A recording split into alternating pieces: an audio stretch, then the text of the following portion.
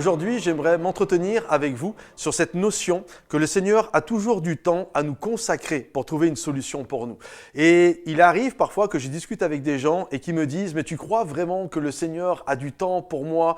Il y a tellement de choses sur cette terre, il a tellement de choses, de dossiers à régler. » J'aimerais vous dire, notre Dieu prendra toujours le temps nécessaire pour s'occuper de chacun d'entre nous. Ce n'est pas un être humain. Moi, en tant que père, parfois, je suis en train de faire quelque chose et si je suis occupé et que mon enfant, un de mes enfants vienne me voir, je vais lui dire « Écoute, c'est pas le moment, papa est en train de travailler, reviens me voir quand je serai disponible. » Parce qu'il y a cette vérité qui est, on pourrait appeler ça une vérité de la palisse, mais plus nous sommes occupés et moins nous avons de temps à consacrer pour les autres. Mais ce qui est vrai pour nous, en tant qu'être humain, n'est pas spécialement vrai pour notre Seigneur. Je crois qu'avec Dieu, même s'il y a 7 milliards d'habitants sur cette terre, même s'il y a des guerres, même s'il y a des tremblements de terre, même s'il y a des virus, même s'il y a toutes sortes de folies qui prennent place sur cette terre, je crois que notre Seigneur est toujours capable de faire une parenthèse pour s'occuper de chacun d'entre nous. Et aujourd'hui, même si tu crois que Dieu a plus de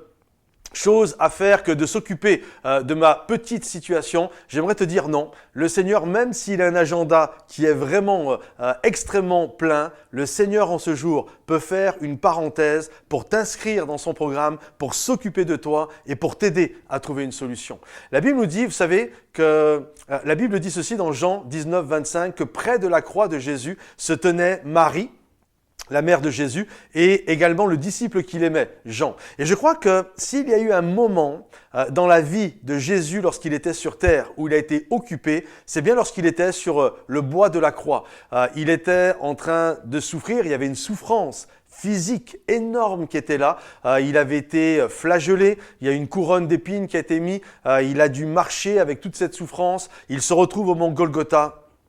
Ils ont planté la croix au sol, il se retrouve les mains qui ont été clouées, les pieds qui ont été cloués. Il y a une souffrance physique qui est juste énorme. La plupart des docteurs disent qu'une souffrance comme ça, la plupart des gens, même la flagellation, ils ne seraient même pas arrivés jusqu'à la croix. Et en plus de sa souffrance physique, il est également occupé à régler le problème spirituel de l'humanité. Sur la croix, on ne le voit pas, pour la majorité des gens, c'est invisible, mais il y a un combat spirituel qui prend place entre les forces de Dieu et les forces de l'ennemi. Il y a vraiment un combat qui prend place. Et si Jésus a été occupé, c'était bien à ce moment-là. Il réglait le problème de l'humanité, il réglait le problème spirituel, il était lui-même en train de souffrir parce qu'il était parfaitement homme. Et là, au milieu de tout ça, de toute son occupation, la Bible nous dit que près de la croix de Jésus se tenaient Marie et Jean, parce qu'ils étaient dans une souffrance. Qu'est-ce que Jésus a fait ?